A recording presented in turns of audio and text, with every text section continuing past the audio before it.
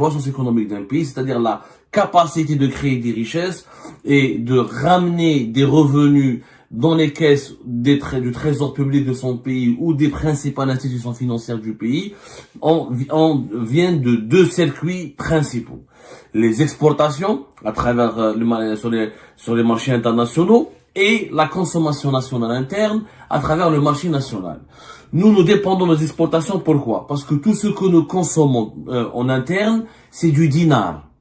Les produits que nous consommons sur le marché national, c'est du dinar. Et le dinar n'est pas une monnaie convertible. Quand les gens me disent, moi j'ai vraiment, les Algériens n'arrivent pas à comprendre, quand ils entendent des discours, on leur dit, voilà, le PIB de l'Algérie sera 200 milliards, il est de 200 milliards, il sera 300 milliards, bientôt 400 milliards. C'est complètement faux.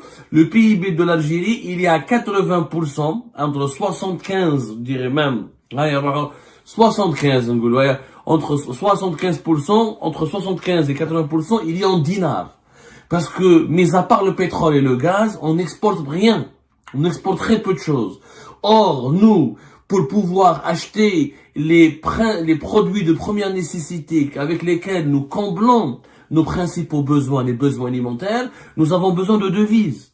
Le blé que nous ne produisons pas et qui est important, qui est nécessaire pour qu'on mange, pour nourrir notre population, il faut l'acheter en devises. Le maïs, il est acheté en devises. Le soja pour les huiles alimentaires, les huiles de table, il est acheté en maïs. La poudre de lait, elle est achetée en devises. Le soja est acheté en devises.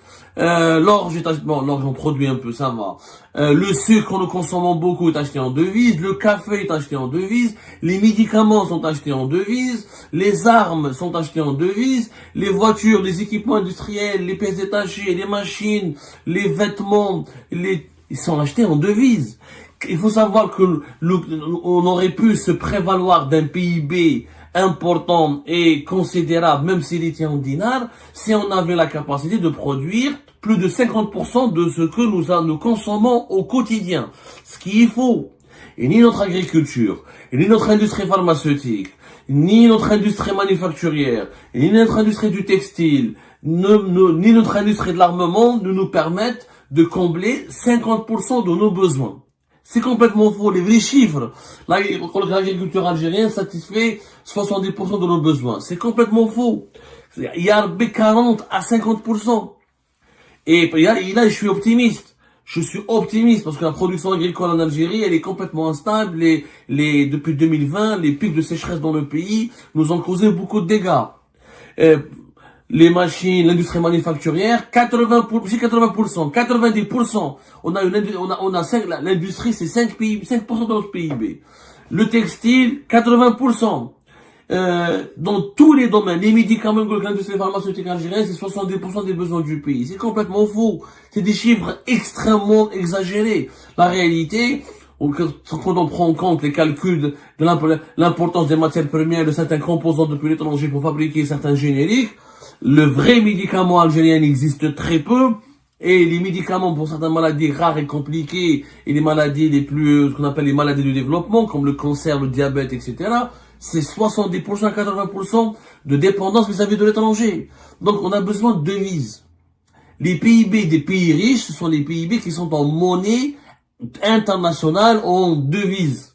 C'est la capacité de ce que ce pays produit contre les monnaies, contre les pays comme la Corée du Sud, la Turquie, les pays émergents comme le Brésil, les BRICS, les pays membres des BRICS. Pourquoi ils ont des économies dynamiques?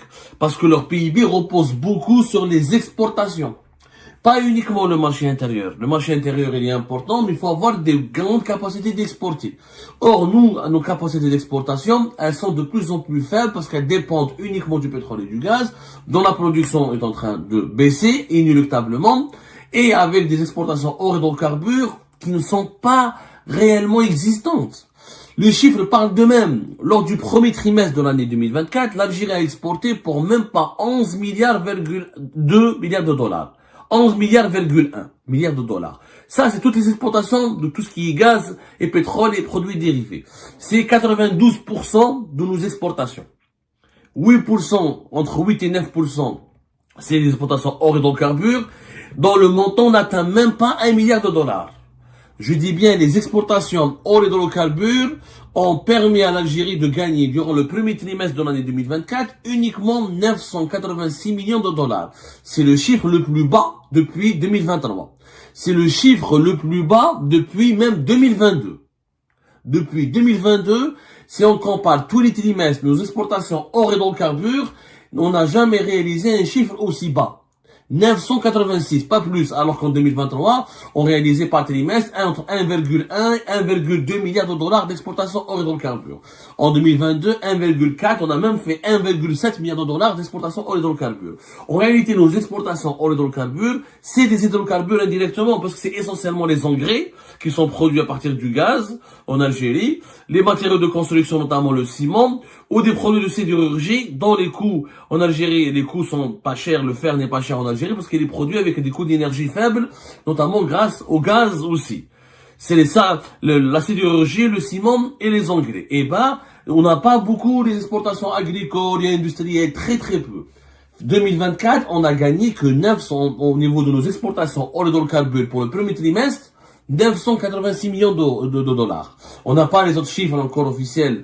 On attend que la Banque d'Algérie nous confirme tous les chiffres officiels pour les autres trimestres. Mais 2024, ça a commencé très mal. Et vu comment l'économie algérienne était paralysée, pas beaucoup de méga projets, pas beaucoup d'investissements productifs, pas beaucoup de lancement de projets, très peu de nouveaux lancements de projets.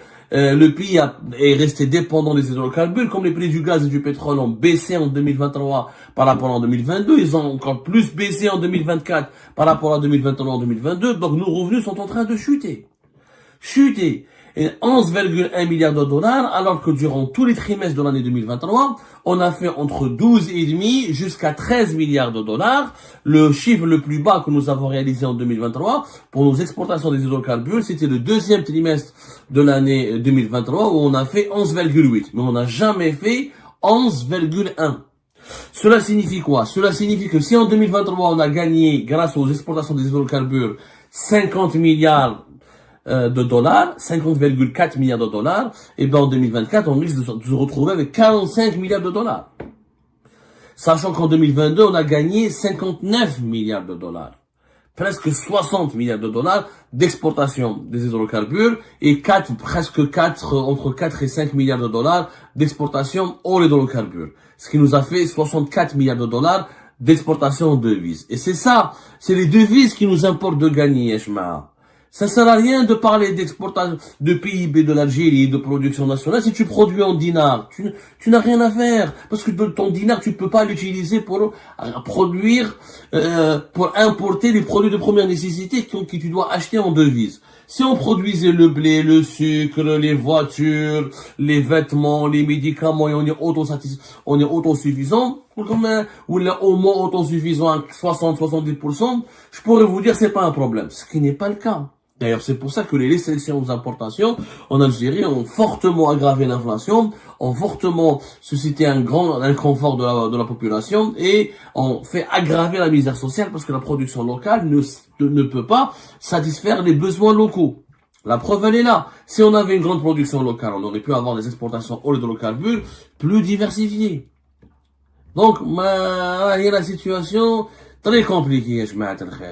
Vraiment compliqué. Ça veut dire, franchement, on se dirige vers un niveau 2024. On va attendre la clôture des comptes, mais on risque entre 46, peut-être 45, 46 milliards de dollars d'exportation, et c'est très peu. Très peu. Le budget du ministère de la Défense nationale en Algérie est de 25 milliards de dollars.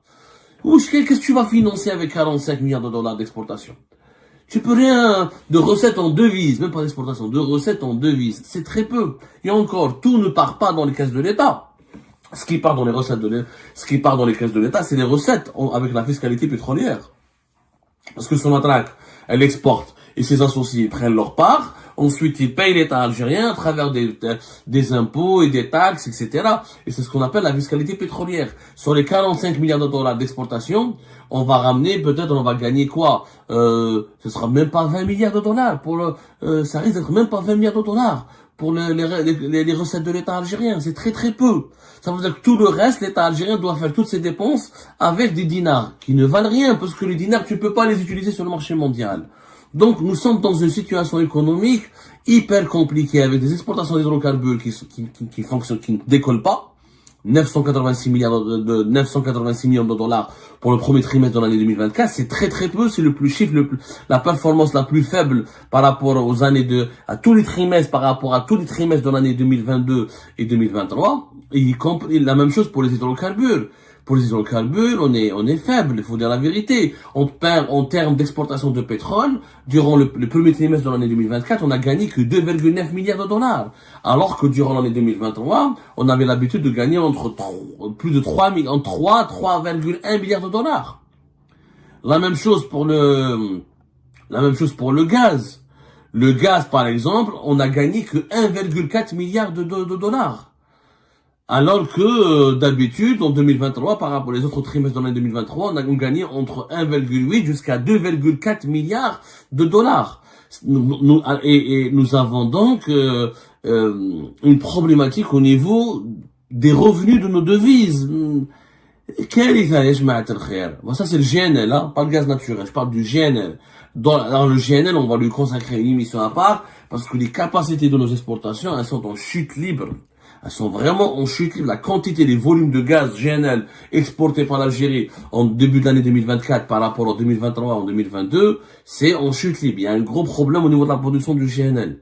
Et là, on enquêtera là-dessus, on en parlera. Mais le gaz naturel, c'est 3 milliards de dollars de revenus pour l'Algérie durant le premier trimestre de l'année 2024. C'est encore très peu, c'est le chiffre le plus bas par rapport à tous les trimestres de l'année 2023 où nous avions l'habitude de gagner entre 3,9 et 4,2 milliards de dollars. Une chute de 20 à 30% même. Tu passes de 4,2 de 3,9 à 4,2 milliards de dollars par trimestre à peine 3 milliards de dollars par trimestre. C'est dangereux. C'est dangereux. Et pourtant, au niveau des quantités, on a exporté 14 milliards de mètres cubes. C'est-à-dire, on a exporté plus de gaz que le premier trimestre de l'année 2024, l'Algérie a exporté plus de gaz en termes de volume par rapport à tous les autres trimestres de l'année 2023, où le volume moyen de nos exportations était entre 7 et 9, même presque 10 milliards de mètres cubes. Là, nous avons exporté pour les 3 premiers mois de l'année 2024, 14 milliards de mètres cubes. Et ça nous a ramené que 3 milliards de dollars. C'est très peu. C'est très peu. Sachant que nous avons des importations à financer et que les importations ont augmenté de façon significative durant le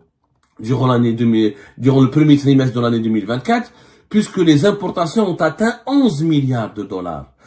Nous avons gagné que 11 milliards de dollars au niveau de nos exportations et nous avons dépensé pour nos importations durant le premier trimestre de l'année 2024 11 milliards de dollars. 11,1. C'est exactement le même chiffre de nos exportations. 11,1 milliards de dollars d'exportation, 11,1 milliards de dollars d'importation. C'est-à-dire que la balance commerciale commence à être donc les excédents que nous avons réalisés en 2022 et en 2023 sont en train de disparaître. Ouais, 11,1 milliards de dollars avec les restrictions.